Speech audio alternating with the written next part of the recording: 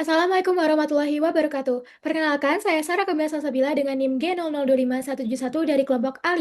Kesempatan kali ini izinkan saya untuk menyampaikan laporan anatomi di blok 1.2 terkait dengan anatomi vertebrae, plexus brachialis, dan juga regio femoralis.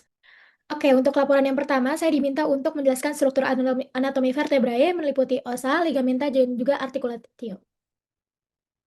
Yang pertama untuk ossa vertebrae itu tersusun dari 33 vertebrae, terdiri dari 7 vertebrae cervical, kemudian 12 vertebrae thoracical, kemudian 5 vertebrae lumbar, terus kemudian untuk os sacrum sendiri itu awalnya itu dari vertebrae sacralis, ada berjumlah 5 yang menyatu menjadi os sacrum, kemudian coccygeal ini dulunya adalah vertebrae coccygeum yang menyatu menjadi ox cocci, berjumlahnya awalnya ada 4. Nah, untuk ossa vertebrae sendiri itu termasuk dalam os irreguler, dan juga di sini ada diskus intervertebralis, itu seperempat panjang dari kolumna vertebralis itu yang membuat tulang belakang kita dapat lentur.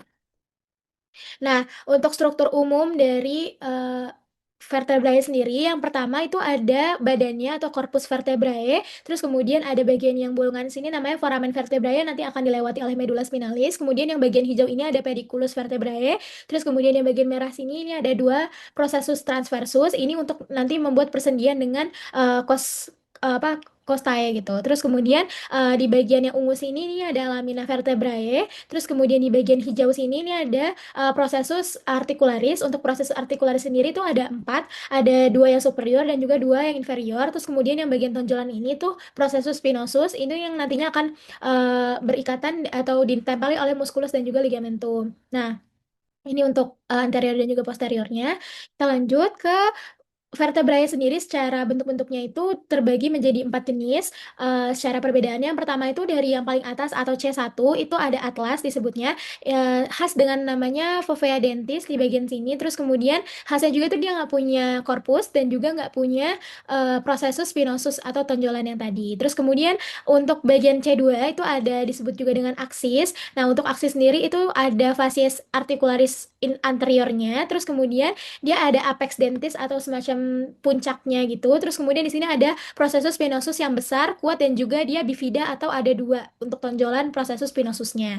Terus kemudian ini untuk bagian C3 sampai C6 itu ada korpus kecil yang lebar, terus kemudian untuk bagian foramen vertebrae itu besar dan juga membentuk seperti segitiga. Terus kemudian untuk processus spinosusnya itu kecil dan juga bifida sama seperti sebelumnya. Dan untuk di bagian sini ada namanya transversus, foramen transversus, ini akan dilewati oleh arteri atau vena vertebralis. Nah, kemudian untuk C7 sendiri yang punya bentuk yang berbeda disebut dengan prominent. Ini untuk proses transversarium itu yang paling besar jika kita bandingkan dengan yang lain. Terus tapi untuk foramen transversariumnya itu paling kecil dan hanya dilewati oleh vena vertebralis. Kemudian untuk proses spinosusnya itu yang paling menonjol jika kita bandingkan dengan yang lainnya. Terus kemudian untuk vertebrae thoracicae di bawahnya itu korpusnya itu bentuknya seperti jantung. Terus kemudian foramen vertebrae-nya itu kecil dan juga bulat. Dan untuk proses spinosusnya itu panjang dan miring ke bawah seperti ini. Terus kemudian untuk vertebrae thoracicae ini khusus di yang ke-12 itu terbagi menjadi 3 tonjolan. Yang pertama ada nih processus mammillaris, ini itu tuberculum superiornya, terus kemudian ada tuberculum inferior di processus accessoris, sama satu lagi ada tuberculum lateralis. Terus kemudian untuk vertebrae lumbalis, kalau misal kita lihat dari atas itu ada korpus yang besar dan bentuknya tuh kayak ginjal. Terus kemudian pendiculusnya ini sangat kuat dan ini di bagian foramen vertebralnya ini tuh seperti segitiga dan laminanya tebal. Dan tadi juga untuk bagian korpus sendiri dari bagian tubuh kita untuk superior ke inferior, semakin inferior itu akan semakin besar korpusnya menyesuaikan dengan seberapa besar tekanan yang dihadapi oleh tulang tersebut untuk menopang tubuh kita. Karena di bagian bawah itu ada bagian bokong dan lainnya, makanya untuk korpusnya itu lebih besar. Terus kemudian untuk khusus di vertebrae lumbale yang kelima itu ventral korpusnya itu lebih rendah daripada dorsal. Nah, terus kemudian untuk proses spinosusnya ini kalau kita bandingkan dengan VL lainnya itu lebih kecil. Terus kemudian untuk vertebrae sacralis. Nah, untuk vertebrae sacralis ini tadi yang dari ini yang tadi ada 5 dan akan menyatu menjadi os sacrum.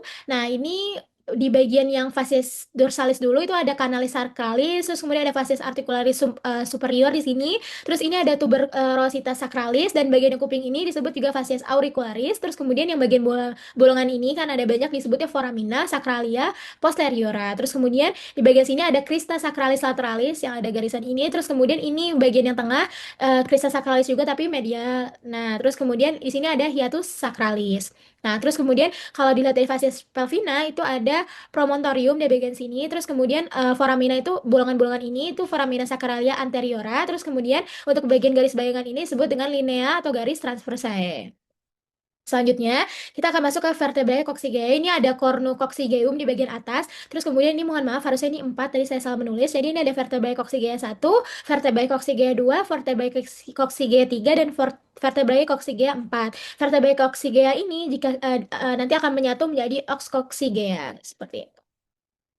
Nah, untuk artikulasionya, itu yang pertama ada artikulasi unconvertebralis lusca ini nanti ada semacam namanya sendi unconvertebral, ini tuh ada di vertebrae cervical 3 atau 4, 6, atau di 7 gitu. Terus kemudian untuk artikulasio zygopophysialis itu ada di antara processus articularis superior dan juga inferior, seperti itu.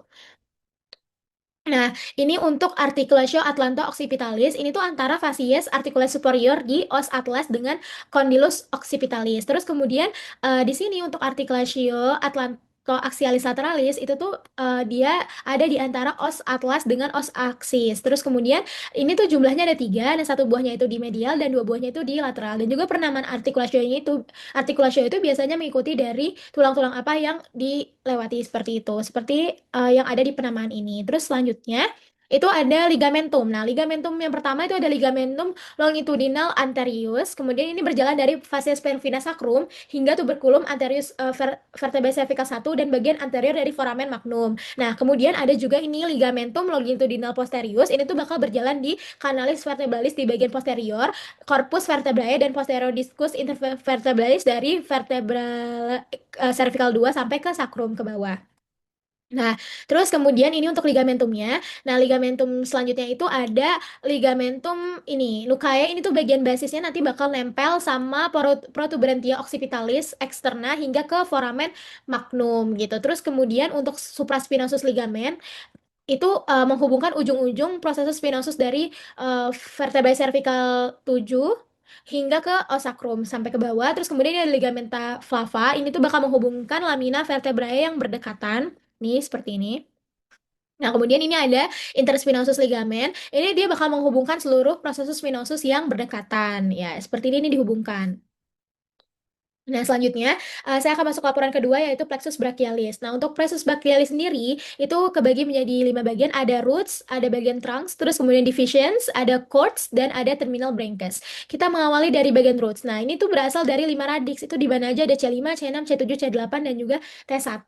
Nah, nanti dari dari sini akan menyatu di bagian C5 sama C6 dan juga C8 T1 ini akan menyatu nih di bagian trunks ini sehingga penyatuan ini disebut dengan superior dan juga disebut dengan inferior. Tapi untuk middle ini tetap sama dari C7 dan nantinya untuk di bagian superior ini ada yang keluar menjadi subscapular nerve dan juga subscapheus muscle untuk inervasinya. Terus kemudian selanjutnya untuk ke bagian divisions-nya itu dia nanti mempersarafi otot-otot. Nah, kalau untuk anterior yang dipersarafi itu otot extensor, tapi kalau untuk posterior itu yang dipersarafi adalah otot flexor. Nah, ini seperti apa nantinya dari percabangan yang ada di sini yang awal ini menyatu terus bercabang kembali ini akan menyatu kembali di sini. Nah, penyatuan ini kalau bisa dilihat nih lateral itu berasal dari trunks yang bagian superior dan juga middle. Untuk yang medial itu berasal dari trunks yang inferior. Tapi khusus yang posterior itu berasal dari tiga-tiganya. Ada dari superior, kemudian ada dari middle dan juga dari inferior. Nah, nanti ini akan menjadi gabungan-gabungan divisi gitu untuk chords-nya, arti dari chords. Terus kemudian akan masuk ke terminal branches yang nantinya ini ada untuk nervus axillaris, terus kemudian nervus radialis, nervus medial, kemudian ada nervus ulna. Seperti itu. Oke, selanjutnya saya akan masuk ke laporan yang ketiga yaitu regio femoralis. Regio femoralis sendiri di sini ada bagian posterior view dan juga anterior view dari os femur. Di sini untuk posterior view itu kita bisa melihat adanya fossa thoracanterica.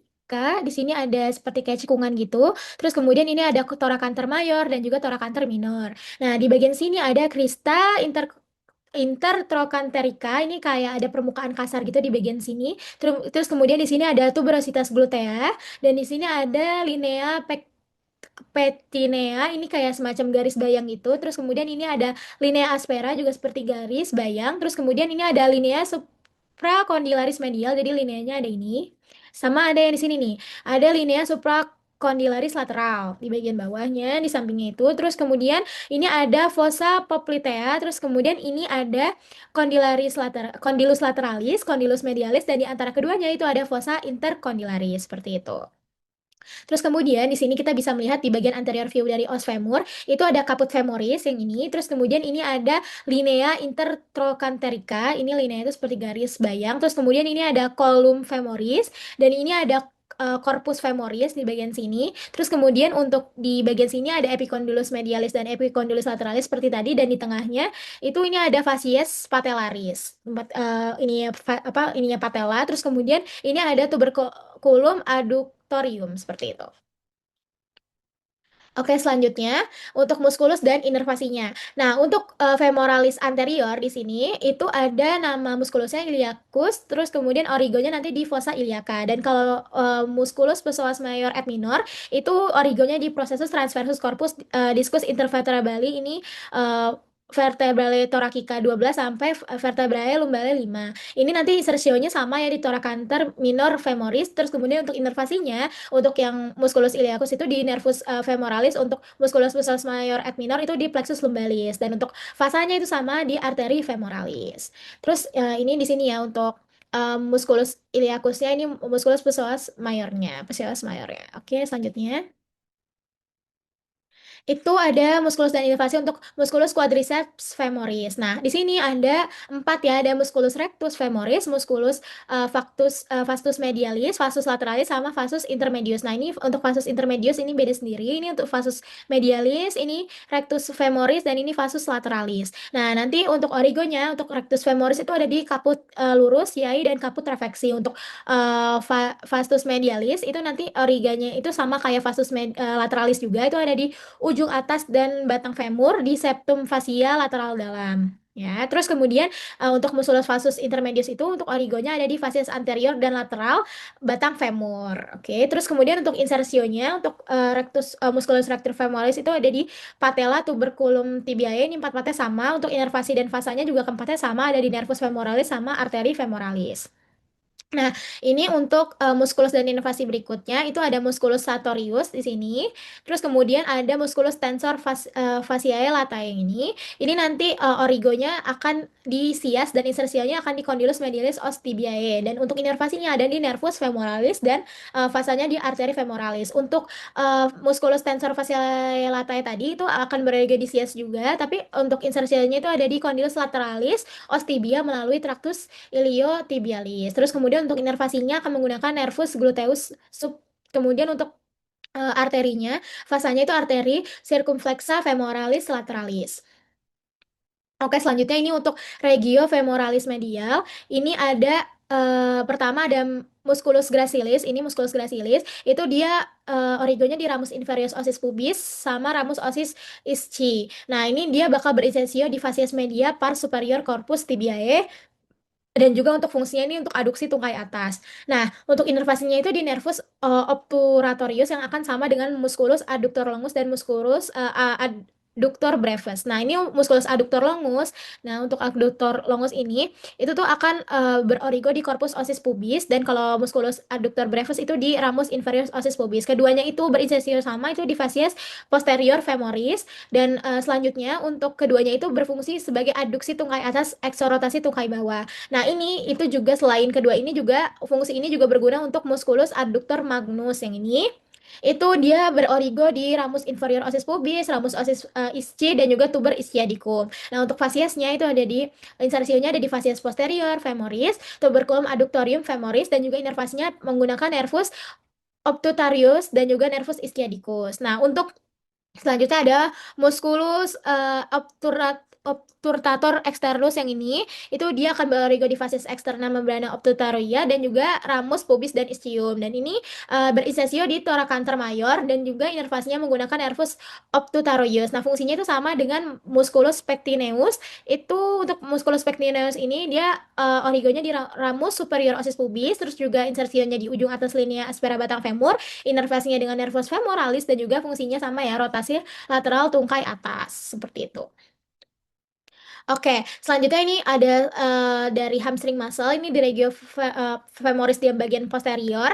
Ini yang pertama ada musculus biceps femoris itu dia nanti berorigo di ini ya di caput longum tuber ischiadicum. Ini kalau misalnya ada juga di caput brevis, linea SPA, linea supracondylaris dan lateralis femoris. Terus kemudian ini ada lateral caput fibulae dan lateral caput fibulae juga ini sama. Terus kemudian untuk nervusnya itu pars tibialis dari nervus ischiadicus. Kalau yang bagian caput brevis itu pars peroneus communis nervus ischiadicus. Nah, fungsinya itu fleksi rotasi lateral tungkai bawah dan ekstensi tungkai atas. Nah, untuk kemudian untuk oke, untuk selanjutnya itu nama muskulusnya oke, untuk selanjutnya itu ada nama musculus semitendinosus dan musculus semimembranosus. Nah, ini untuk origonya di tuber ischiadicum dan insersinya ini di facies medialis tibiae bagian atas dan condylus medialis tibiae.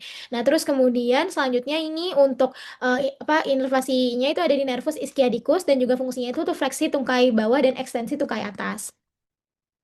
Baik, sekian penjelasan dari laporan blok 1.2 anatomi dari saya. Wassalamualaikum warahmatullahi wabarakatuh.